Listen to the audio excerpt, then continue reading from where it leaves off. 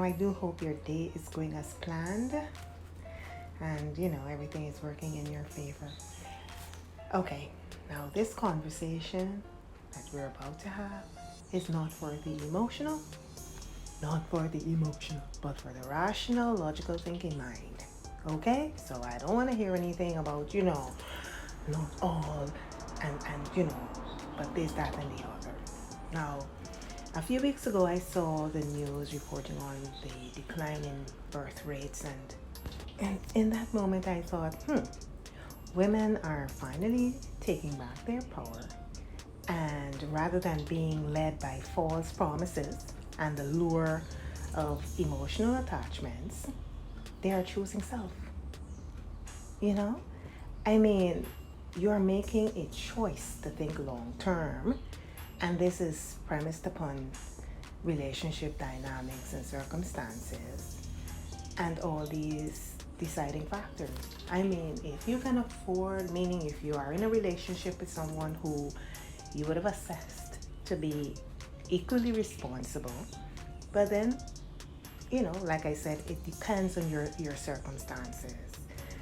But it was quite refreshing. Nonetheless, being a mother is not a part-time job. It is not. It is for a lifetime. And the reality is children are needy. Children are freaking needy people who can overwhelm you.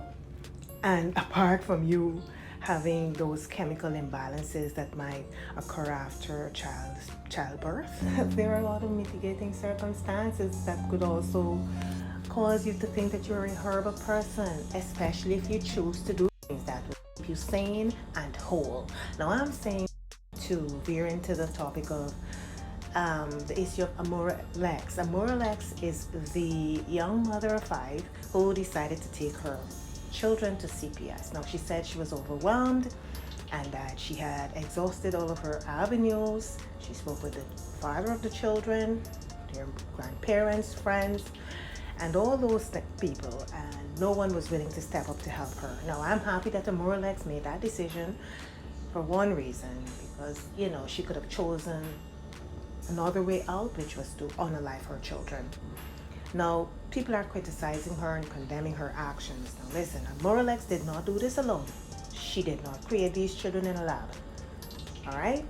No, they weren't created in a petri dish. They have fathers. Now, she's saying she wants to go to school and whatever. Listen, in retrospect, we could all make different decisions. That is a given. But I do believe if she had done anything, it may seem as if she's selfish, and she might be selfish, but I think this is to the benefit of the children at this point. Now, this story has many, many layers, because now the maternal grandmother is coming out, her son, her cousins, everyone. Everybody has something to say, but no one has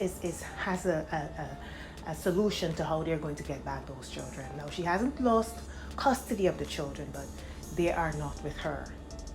Now, like I said, listen, I do believe that there's some hope in this story, but realistically, I do not think the children will be able to escape the trauma of being away from their mother. I don't think they'll be able to escape that, and that part is unfortunate. That is very, very unfortunate, and this is a very, very sad story. But I do see a really good ending to this if people just come together. All those people who are now coming out to do work, saying whatever. If you can offer your help and assistance to the children.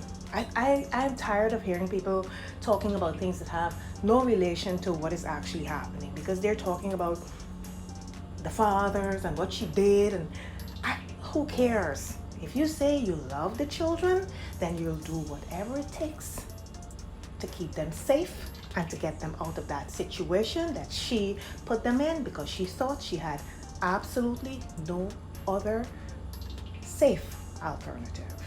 I mean, now you're hearing someone was unalived as a consequence of her actions and all these salacious accusations. And I don't know where that is going to get anyone as it relates to doing something now to have these children back home safely. And maybe not back home with Amora Lex. Because she's not mentally, she's not emotionally all together to take care of these children. She's a stripper. She has to do what she has to do.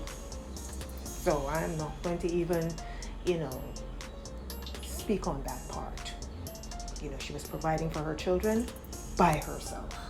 I'm a professional kid haver, and these are some reasons that I think you shouldn't have kids. Number one, you shouldn't have kids if you don't like kids. You might be thinking, wow, that's pretty obvious, but based on the amount of parents that I've met who have multiple children and literally just don't like them, I guess this is groundbreaking. Number two, don't have kids if you love babies only. Babies only last for a year, and after that, you have to take care of them as a toddler, as a kid, as a teenager, as an adult.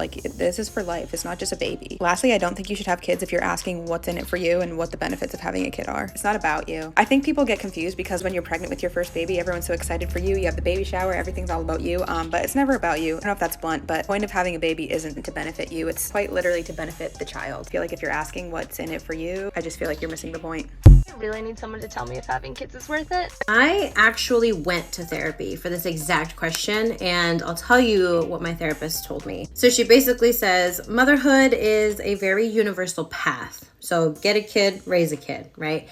But the individual journey and experience is so unique to every single mom that you're going to see moms who are YouTube and Instagram moms and magical pregnancy, magical birth, magical babies, magical partner, just everything is magic. But you're also going to see moms who are struggling. They're overstimulated, they're tired, their mental health, finances, relationship took a toll. Their kids just need more from them as moms. It's just a lot harder to be a mom. So she tells me, right, if you understand and accept that perspective, there are 3 things that you have to work through when it comes to figuring out this question. Number 1, do you accept terms and conditions?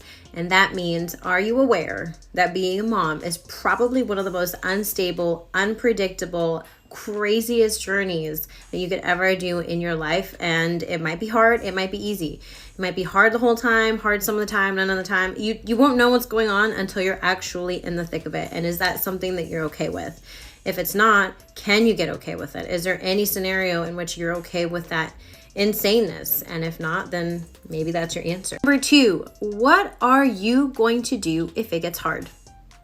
If your finances, your mental health, your body, your relationship, if anything hits a wall or gets hard during this journey, are you going to be able to get through it?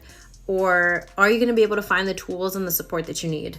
If you don't have that now, can you get that? Is that something that you're going to be able to find at some point around you to help you get through this journey? 3 was a little more personalized to me, but I'll try to explain it in a way that's general. My therapist said, running sucks and running is really hard, but running a marathon and finishing a marathon will give you a sense of pride and empowerment that nobody can take away from you. Something about training for a marathon, running a marathon with people around you. You guys are all on this hard journey together. There's cheering at the end of it. You get a medal or whatever. You cross the finish line. You just do a really hard thing and you get it done. That will give you a sense of empowerment and accomplishment that is just very indescribable. And that's what she was trying to tell me at the time. All of that was years ago. And I am now 30 with a 2-year-old in the thick of motherhood. And I can definitely say that my heart explodes every single minute of every day that I look at my child. My heart explodes. I'm so in love. And motherhood has definitely been one of the most difficult journeys of my life. All my worst fears surrounding birth and postpartum and things came true. I had to lean really hard on the support, but the empowerment, the discovery, the new person I'm getting to know as a mom is just incredible. It really is. What I said. As always, stay safe and be self-aware, and subscribe for more snippets of wisdom and real talk. See you in the next video.